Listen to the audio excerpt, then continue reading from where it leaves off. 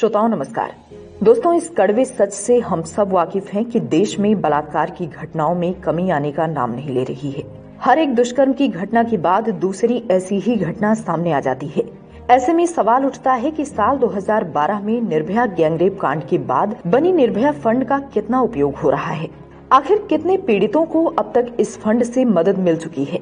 UPA सरकार ने fund में कितना पैसा दिया और मोदी सरकार ने निर्भया फंड पर कितना खर्च किया, और अगर नहीं किया तो पैसा कहाँ है और क्यों नहीं खर्च हो रहा। ये सिर्फ लीपापोती थी या कमतर प्लानिंग? ये कुछ ऐसे सवाल हैं जिसके बारे में लोग जानना चाहते हैं। दरअसल साल 2012 में दिल्ली में हुए निर्भया गैंगरेप कांड के बाद साल 2013-14 के आम बजट में निर्भया फंड की घोषणा हुई थी।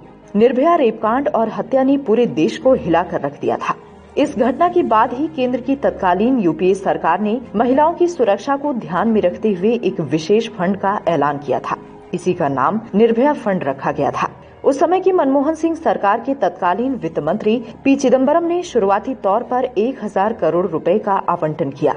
साल 2014-15, 2016-17, 2018-19 में भी 1000 करोड़ रुपए इस फंड में आवंटित किए गए। गौरतलब है कि केंद्र सरकार ने भले ही ये पैसा आवंटित कर दिए हों, लेकिन सरकार इस पैसे को पीड़ितों तक नहीं पहुंचा पाई। इस फंड के जरिए पूरे देश में रेप पीड़ितों के लिए 600 से अधिक सेंटर बने थे, जहां पर पीड़िताओं को कानूनी और आर्थिक मदद मुहैया कराई जाने की बात कही गई थी। केंद्र सरकार ने उस समय साफ कहा था कि पीड़िता की पहचान छुपी रहेगी और उसको कानूनी मदद सरकार की तरफ से दी जाएगी। इस फंड से सार्वजनिक स्थानों पर सीसीटीवी कैमरे लगने की बात कही गई थी, पर कितने कैमरे लगे, कितनी बहनें फिर भी शर्मसार हुईं। सवाल ये है कि अगर पैसे जमा हैं तो फंड का इस्तेमाल ठीक तरह से क्यों नहीं हो रहा है। दरअसल निर्भया फंड में पीड़िताओं के मुआवजे की राशि के वितरण और प्रबंधन को लेकर ठोस नीति का अभाव है। सुप्रीम कोर्ट का साफ कहना है कि इस फंड से 3 मंत्रालय, गृह मंत्रालय, वित्त मंत्रालय और महिला एवं विकास मंत्रालय जुड़े हैं। इसलिए भ्रम की स्थिति ये है कि किसे क्या करना है। सुप्रीम कोर्ट ने ये भी कहा कि केंद्र सरकार इस फंड में धन मुहैया तो करा रही है, लेकिन राज्य सरकारों को यौन हिंसा संबंधी मुआवजा कब और किस चरण में देना है, इसे लेकर कोई स्पष्ट प्रावधान नहीं है।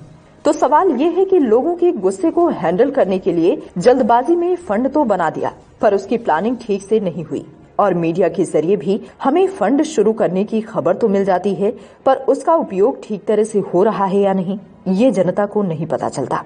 जिन प्रमुख योजनाओं के तहत राज्यों को धन आवंटित किया गया है, उनमें emergency response support system, central victim compensation fund, महिलाओं और बच्चों के खिलाफ साइबर अपराध रोकथाम, वन स्टॉप स्कीम, महिला पुलिस वॉलंटियर और महिला हेल्पलाइन योजना का सार्वभौमिकरण यानी यूनिवर्सलाइजेशन शामिल है। निर्भया फंड का इस्तेमाल बेटियों को बचाने, उनकी सुरक्षा, उनके सशक्तिकरण में हुआ या नहीं हुआ तो उस पैसे से क्या काम हुआ, आदि सवालों का सच जानना देशवासियों के लिए जरूरी है। सरकार के खुद के आंकड़े और आरटीआई से मिले जवाब निर्भया फंड के इस्तेमाल की सच्चाई बयान करने के लिए काफी हैं। 3 अगस्त 2018 को लोकसभा में महिला एवं बाल विकास मंत्रालय के राज्य मंत्री वीरेंद्र कुमार के लिखित जवाब के मुताबिक तब तक निर्भया फंड से 979.70 करोड़ रुपए जारी किए गए थे। इसमें से 825 करोड़ रुपए 5 प्रमुख कामों के लिए आवंटित किए गए।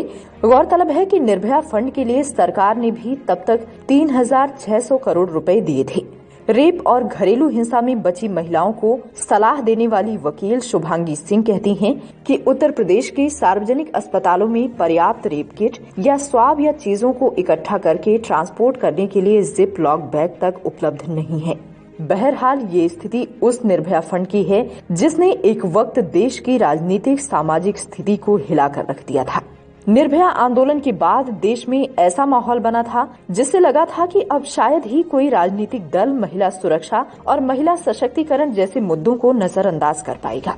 साल 2014 में केंद्र में मोदी सरकार के आने के बाद और बेटी बचाओ बेटी पढ़ाओ का नारा सामने आने के बाद भी ऐसा लगा था कि मौजूदा सरकार महिलाओं और लड़कियों के सम्मान और सुरक्षा को लेकर गंभीर है। लेकिन अकेले निर्भया फंड के कामकाज की स्थिति देखकर देश में महिला सुरक्षा और सशक्तिकरण के प्रति मौजूदा सरकार की गंभीरता का अंदाजा लगाया जा सकता है। मोदी है का नारा क्या सिर्फ एक खोखला नारा है? क्या आपको लगता है कि अब बेटियों और महिलाओं की सुरक्षा की डोर हमें सरकार से लेकर अपने हाथों में ले लेनी चाहिए? हर नागरिक को नारी सम्मान और रक्षा के लिए आगे बढ़कर कुछ तो करना चाहिए। अगर हाँ, तो क्या? कैसे हम देश की बेटियों को सुरक्षित रख सकते हैं? अपनी राय और उपाय कमेंट करके जरूर बताइए, क्योंकि इससे जरूरी मुद्दा शायद देश में कोई नहीं है।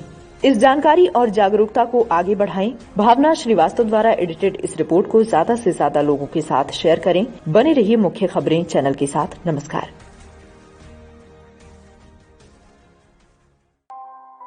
दोस्तों, ऑडियो अगर पसंद आया है तो उसे पूरा सुनने के लिए गूगल प्ले स्टोर से अभी डाउनलोड करें खबरी ऐप।